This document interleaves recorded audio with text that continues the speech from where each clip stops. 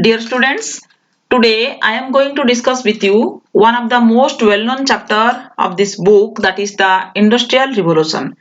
And from the previous classes also you have already discussed about the chapter about the Industrial Revolution, and some introduction part is also here, but I want to directly discuss with you about why it was started in Britain. Okay, so Britain was the first country to experience modern industrial revolution. ये industrial revolution जो है, industrial revolution means the competition between the different industries. It was started, means it was the first country, which that was the Britain, to experience modern industrial revolution, and Britain was politically stable since 17th century. ये बहुत politically economically stable था. That's why first started industrial revolution started in that country.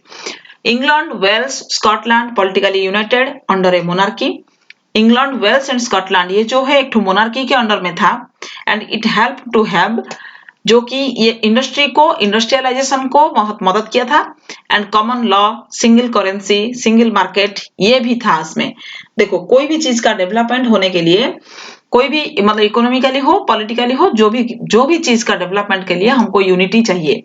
तो that unity was there, means यहाँ पे common law भी था, currency भी single था, मार्केट भी था. ठीक, that's why it was started in Britain first.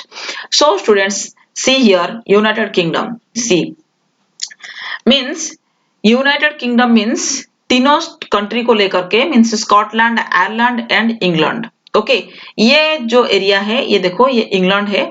तो मतलब इतना जगह को लेकर के ये एक ठो कंट्री, जो कि हमारा यूपी से भी छोटा है, ये पूरा 50-60 कंट्री को कंट्रोल किया था.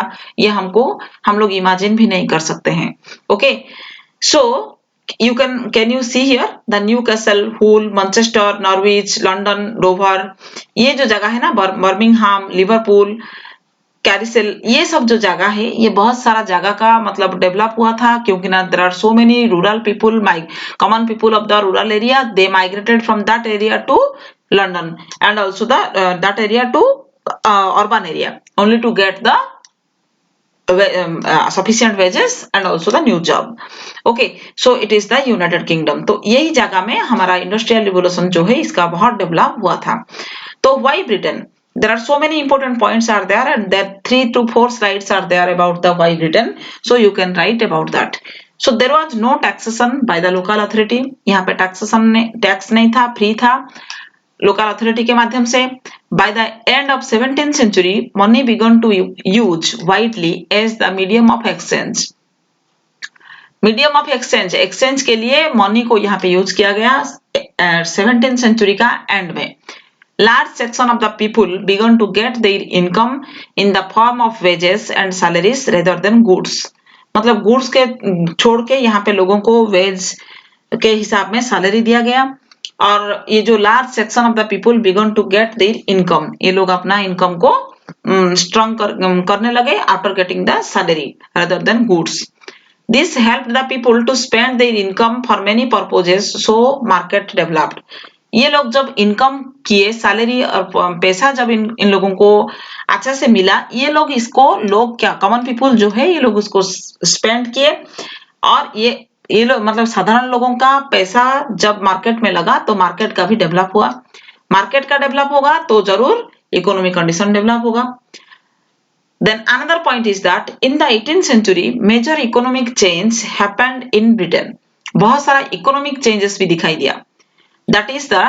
That was agricultural revolution. Economical changes आया, उसका मतलब ये है, क्योंकि ना there are so many important technologies also developed there. That's why it was also used in the agricultural fields. That's why agricultural revolution, enough crop production also developed. So agricultural revolution was also there. Big landlords purchased small farms near their own properties and enclosed village common lands. Okay, बहुत सारा landlords जो है बहुत छोटे छोटे small farms खरीदने लगे और अपना प्रॉपर्टी को बढ़ाने लगे.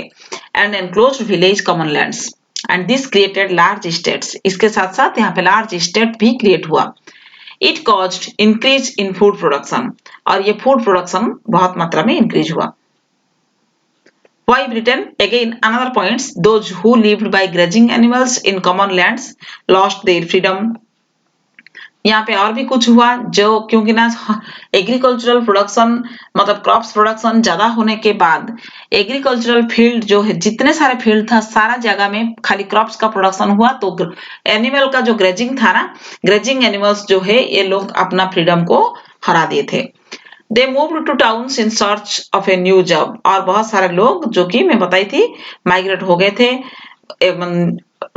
रूरल एरिया से अर्बन एरिया को then towns trade and finance many European cities began to develop their population यहाँ पे population का भी develop हुआ था increase हुआ था out of 19 European cities whose population doubled between 1750 to 1800 11 were in Britain okay and largest city in Britain was London it was the main trade center London जो है सबसे largest city था और ये trade center का main था main trade centre था hub centre of the country तो यहाँ पे देखो टाउन का डेवलप हुआ था अच्छा क्यों यहाँ पे पॉपुलेशन का इंक्रीज हो गया था क्योंकि ना बाहर से बहुत सारा लोग यहाँ पे आकर के रहने लगे ये इंडस्ट्री की वजह से और इसलिए यहाँ पे इकोनॉमी का डेवलप होने के साथ साथ पॉपुलेशन का भी इंक्रीज हुआ था okay so about the London because London was the largest city so about the London we will discuss next video so till then you have to write that points and listen 2 times after that you can clearly understand okay thank you all of you